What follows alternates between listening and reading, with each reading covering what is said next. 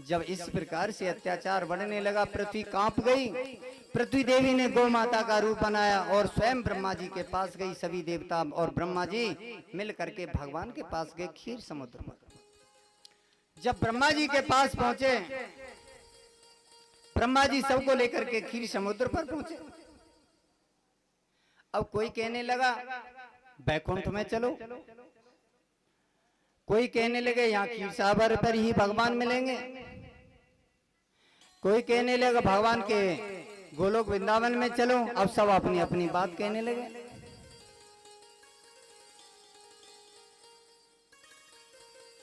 तो शिव जी जो है पार्वती जी को सुना रहे हैं इस बात, इस कांड को शिव जी पार्वती जी को सुना रहे हैं। हे पार्वती, मैं भी वही था, तब मैंने एक बात कही, अरे जाके हृदय भगत जस प्रीति, प्रभु तहि प्रकट सदा तेहि रीति। राम सिया राम जय जय राम, राम सिया राम जय जय राम। हरि व्यापक सर्वत्र समाना, प्रेम ते प्रकट होहि में जाना। राम सिया राम जय जय राम, राम सिया राम जय जय राम। देश काल दिशो विधि सहु माहि, कौन कहे जहाँ तहाँ प्रभु नाई।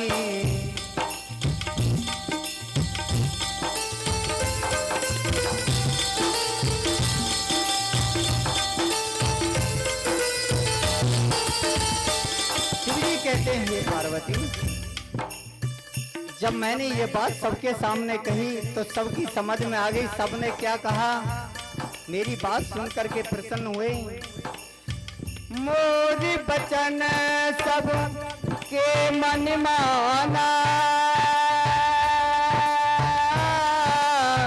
साधु साधु कहे ब्रह्म बखाना।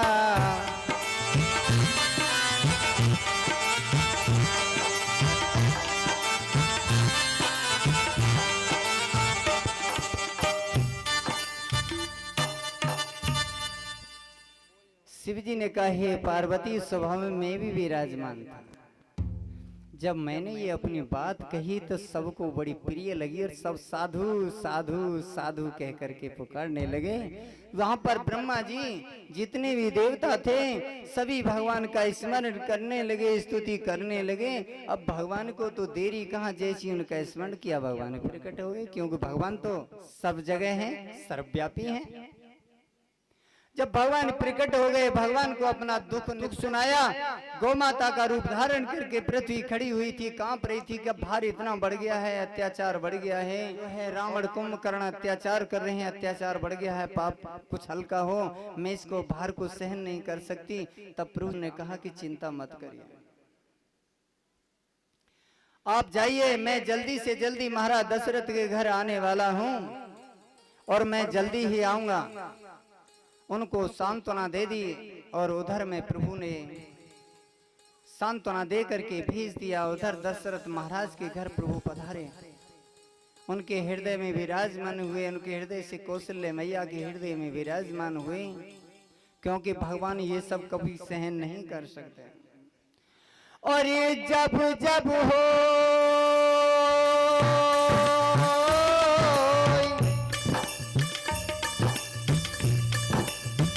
जब जब हो धर्म के हानि, बढ़ी असुर अदमो अभिमानी। राम सिया राम जय जय राम, राम सिया राम जय जय राम।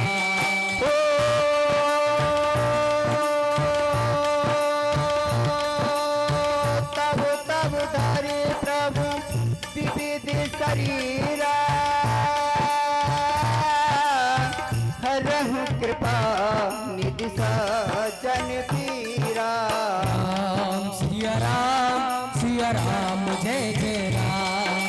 राम सिया राम जय जय राम। जब जब अधर्म की वृद्धि और धर्म की हानि होती है, भगवान अवतार लेते हैं। और एक रूप नहीं, कभी तो कच्छप बन जाते हैं, तो कभी बारहा बन जाते हैं, कभी नरसिंह रूप धारण करते हैं। जैसी जरूरत पड़ती है वैसा ही रूप धारण कर लेते हैं। अच्छा ये बताइए, भगवान कितने हैं? कितने भगवान? राम भगवान, कृष्ण भगवान, गोविंद भगवान, कोई गोपाल भगवान, विष्णु भगवान, नारायण भगवान, परा भगवान, नरस, कितने भगवान है? केवल एक है, एक ही भगवान। भगवान तो एक है, अनेक नहीं है। लेकिन उसी एक भगवान को जब हिरण्याकश्यपु ने ऐसा वरदान मांगा, दिन में मरू न, रात में मांस पे मरू न, जानवर पे, तो फिर भगवान ने नरसिंह रूप धारण करना पड़ा।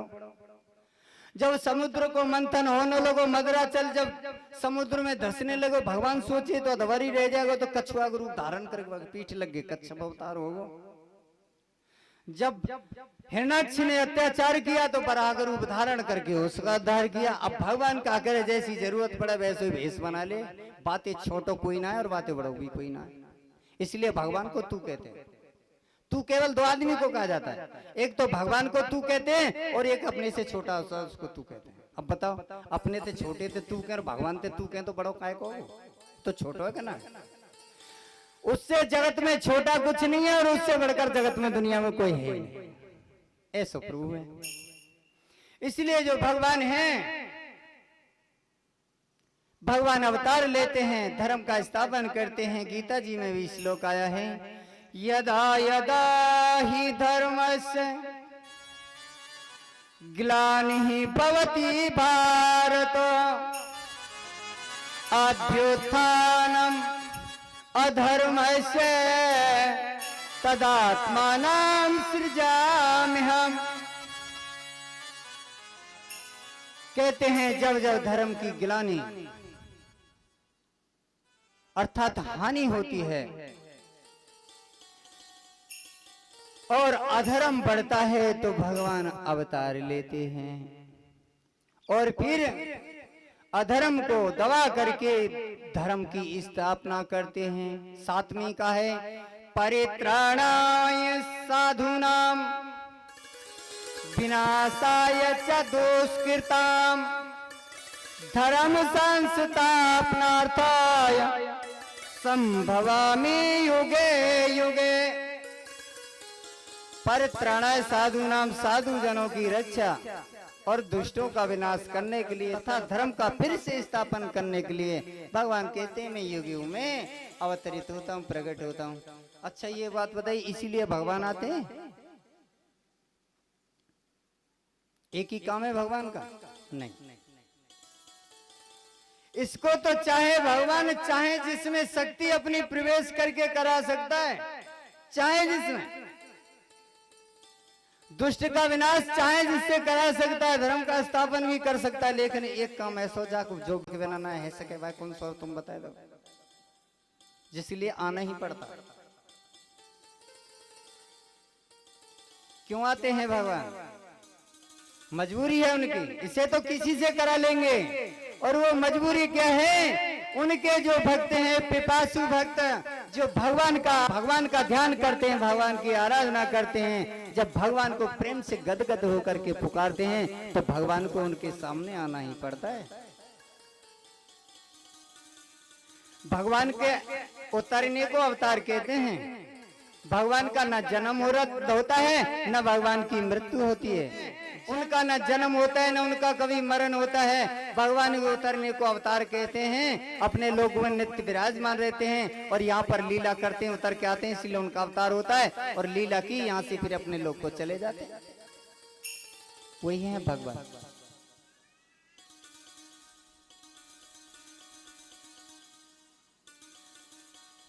भगवान एक ही है, अनेक नहीं है।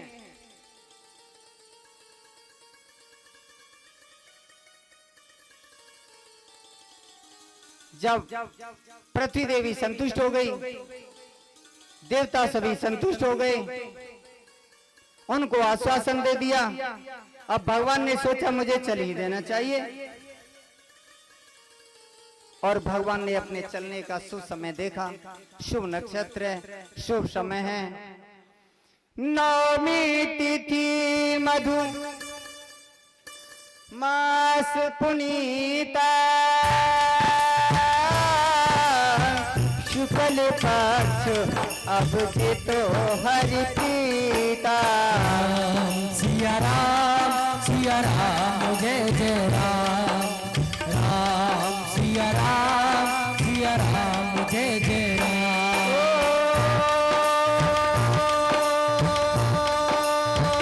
मध्य दिवस यति शीतल भामा, पावन काल लोक विश्रामा। सिया राम जय जय राम, राम सिया राम जय जय राम। नौमी तिथि मधुमास पुनीता, और पक्ष कौन था? शुक्ल पक्ष और अभिजित मुहूर्त था, अभिजित हरिपंच। नौमी तिथि थी, चैत्र का महीना था, शुक्ल पक्ष था, अभिजित मुहूर्त था, और मध्य दिवस अति शीतन घामा, और दोपहर का समय था। मध्याह्न कब कहते हैं? दोपहर को। अच्छा एक बात बताइए, जो अच्छा आदमी होगा है वो अंधेरी रात में या रात में चले कि दिन में चले पटका डाल के कंधा पे? जो अच्छा आदमी हो कंधा पे पटका डाल के नहीं आ, एकदम चलकनी स्वाभी वो प्रेस करके नहीं आ, ऐसी ना एकदम प्रेस करके चलकनी डाल के ऐसे दिन में न करे, दोपहर को। और चोर हो गए वो देखे वो रात काखन हुए है भगवान, रात है जाए, रात में देखे अंधेरी रात, उजेरी में पहचान जाता है, चोर अंधेरी रात देखता है। इसलिए भगवान श्री राम कब आए? शुक्ल पक्ष में, अभिजित मुहूर्त में, नौमी तिथि थी, चैत्र का महीना, दोपहर के 12 बजे। और भगवान कन्हैया कब आए थे? भादव को महीना, अंधेरी रात, और रात के 12 बजे। उसे पहले से ही पता था कि मैं चोर हूं, इसलिए चोर की तरह अंधेरी रात में जब ते जन्म लियो और अवतार लियो, तब तक जब तक द्वारका गो, जब तक चोरी करता रहो।